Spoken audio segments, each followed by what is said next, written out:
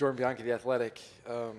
You know your fuel situation, but as these restarts are the overtimes are happening and the restarts are happening, in your head, are you thinking this is a chance for us to be optimistic and maybe get a win, or are you resigned to the fact that, hey, we're probably going to run out because there's no way we can stretch it this far? Honestly, I don't know the numbers and what's going on. I laugh because Paul asked me what I thought, and I said, oh, I don't know. I don't have the computer in front of me. we had a laugh about it, but yeah, I mean, this one just takes the whole crew to do it. When you think about the engine itself with Roush Yates building the engine, obviously that can make some good mileage. Nick Hensley, our gas man, packing that thing full. That was key.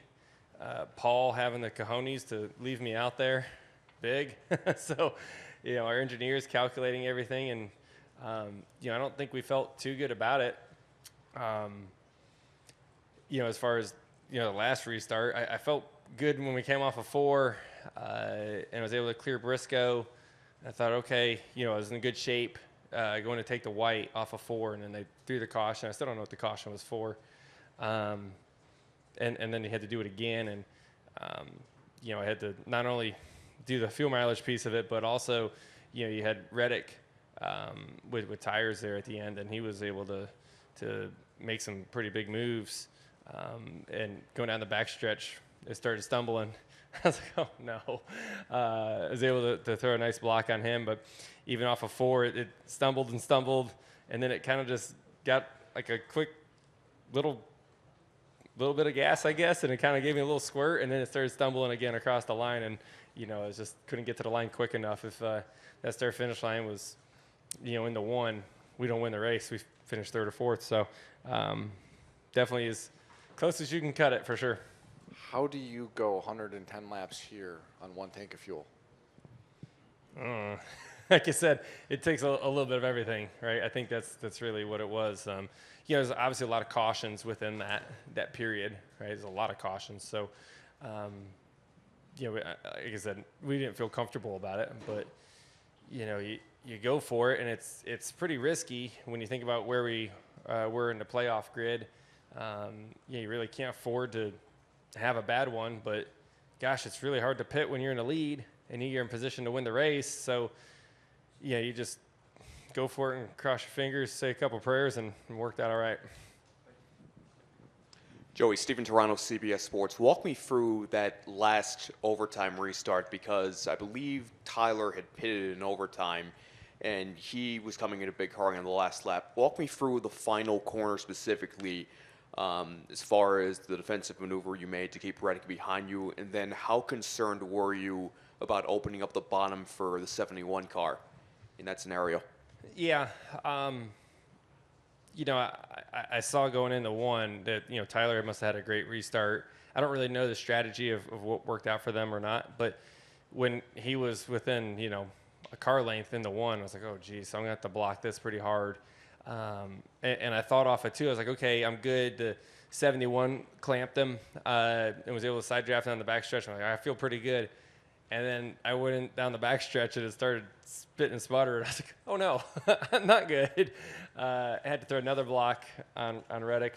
And then off of 4, it's kind of hard to say which lane to go for. But I definitely felt like I couldn't let Reddick get to my outside because it would have been over. So I definitely had to pick a car to block, and Reddick was the fastest car. He was going to win the race, and I had a fighting chance to beat the 71. So definitely, felt like it was an easy decision on which one to throw the dirty on. And then you mentioned the car sputtering. With as close as the 45 and the 71 were to you, did that create an interesting situation where, normally if you make that kind of maneuver, you think, okay, great, I'll come off turn 4, checkered flag, and win. Did that create a situation where you didn't feel like you were really secure in having won to the last 100 yards or so? It felt like a super speedway win to me, because you don't know until you get to the start-finish line. So I went bonkers in the car. It was, you think about this playoff scenario that we were in, being on that cutoff spot, man, it sucks, guys. It's not fun. That pressure is real. You don't sleep good. you're constantly thinking about it. And it's nice to be able to get this win to where you can, take the next 7 weeks to be able to, not take a breather, but be able to at least sleep a little bit and start thinking about the playoffs as much as the next few races. When you think about, Chicago coming up next week and you're on a cutoff spot, like not a comfortable spot to be. So just the timing of this one couldn't have been better. Thanks, Joey. Mark Garrow, PRN, sort of playing off his last question. You go to North Wilkesboro, total domination. You're pumped about that. That's a great way to win, right? Just drill them, pound them in the ground. What's the emotions in winning a race like this that a lot of us stand around and go like, how did he do that? And it's sort of like the magician or the guy that stole one and, got away in the getaway car. Yeah, it's it kind of feels a little bit like that. It's I'd say at Wilkesboro, it was more of a relief when we won, whereas this was just pure excitement because, let's be honest, we were mediocre today. We weren't the fastest car by no means, but Paul's strategies worked really, really well throughout most of the race, and we just stayed aggressive the whole day, and it worked out. So in that final restart, what did you think your chances were of making it, going that far? Were you just set on, I'm just going to do what I'm going to do, or was there anything in the back of your mind, this little seed going like, I don't know, man, we've stretched our luck pretty far here? Paul said I had like 3 laps to the good before the restart before that one. And then we ran a lap and caution came out. And I'm like, well, geez, there was one and I got a pace and clean my tires off and then go again. I didn't feel good about it. I can say that much. But, you just, like I said, you cross your fingers, say a prayer and hope that there's just enough gas in it. But I'm telling you what, there wasn't a drop to spare. I've never won a fuel mileage race before, something that close. So that was a neat thing to do. Let's go over to Larry and then to Bob and then to Mike. You kind of answered my question already about your emotions at the end. Have you ever been involved in a more unlikely finish, a race that you won like this? Not that comes to mind. Nothing that comes to mind that was like that. So, like I said, just a big one. Something that's cool too is the last 8 weekends, Team Penske has put a car in victory lane across all the series that they race. So we were the only ones that could do it this weekend because we were the only ones running, and so it was close. But it's cool to keep that streak alive for everyone at the race shop.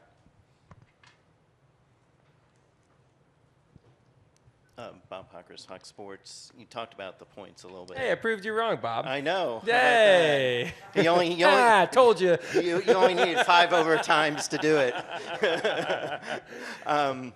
Do you feel like was your season in the balance? Like if you ran out of gas, maybe you don't make the playoffs?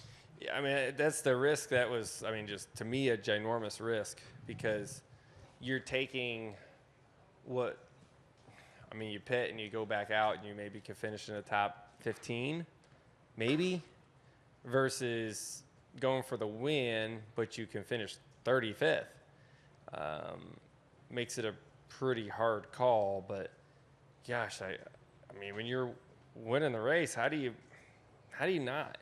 Especially when you see the other cars that were up there, right? Chase Briscoe, he wins. That wouldn't have been good for our playoff hopes. It's been good for Ford, but that would have been it. So there's, I think the 23 was somewhat close up there as well. So just, when you think about who we were racing against, we need to make sure that we were able to, at least stay on the strategies the same as they were. And obviously you might be biased since you won, but is like if 5 overtimes okay? Would 6 overtimes would be okay? 7 overtimes be okay? They've kind of changed the rules occasionally where there was a limit, now there's no limit. Where did you stand on that before today, and then did tonight never change your mind at all? It obviously got pretty, anytime you have like your cars running out of gas, there's like a caution and, they get going, they wreck because everyone's out of gas and all that. you're refiring on old tires, and when sliding around, gosh, you kind of can see it coming a little bit. But gosh, I don't know I think you just keep doing it. I don't know. Like, that's the rule. You keep doing it. Mike Organ with the Tennessean. Joey, can you talk about your history here and to win this type of race at this facility, which was, you've got a long history here, where you kind of started out here and all that you've been through, and for a win like this to come through with all you've been through here. Yeah, shoot, I remember sitting in here passing a tornado years and years ago for an Xfinity weekend. So to come back here, I spent so much time here testing as a kid. I came here every other week for a couple day tests. So definitely, a lot of memories when I pull into this racetrack. So really neat to be able to come back and get the second guitar. They're really special trophies. It's one of the most iconic trophies in motorsports, right? Everyone wants the Nashville, Gibson guitar, and I was lucky enough to get one of the Sam Bass ones, which is obviously no one will ever have again. So that's a real special one. But this one's really neat as well. Did your knowledge of the track help at all? Do what? Your knowledge of the track, since you had so much history here? Shoot, man, it's been so many years. I think I'm talking about this stuff is like 16, 17 years ago. A lot of things have changed since then. Go to Lee. Lee Spencer, Sirius XM NASCAR Radio and Catchfence.com. I saw that precious moment with you and your daughter, and I know you're such a daddy's girl, but she's finally at an age where she probably understands this, and it's been a while since you've been to Victory Lane. So how special was that moment? Yeah, that was the first time I've had all three kids here for a win. Hudson was in Wilkesboro, which was cool, and we won the championship. Hudson was there, but Jameson and Amelia have never been to Victory Lane before. So really neat to have them in their Ninja Turtle jammies, and I'm pretty sure Mom must have woke them up for the event, or maybe they stayed up at least for the end. But gosh, it just it means the world to me. My family, I love my family so much. I'd do anything for them, obviously, like any good parent would. But celebrating together, that's kind of the tear-jerker moment for me, because it's not just the drivers doing this stuff, right? I mean, the commitment, and you guys know because you guys travel as well, but the commitment that it takes to be a professional athlete, the time it takes away from your family. We talked about the stress, that you try to shut it off when you come home, but you really can't all the time, right? It's something that goes through your mind a lot. It's a grind for everybody. And more times than not, my wife's raising those kids, 3 of them on her own. It's just the life that we have, and it's like that for everybody. That's traveling out here. So to have the moment to be able to have that, it was very, very special for me. One I'll remember forever.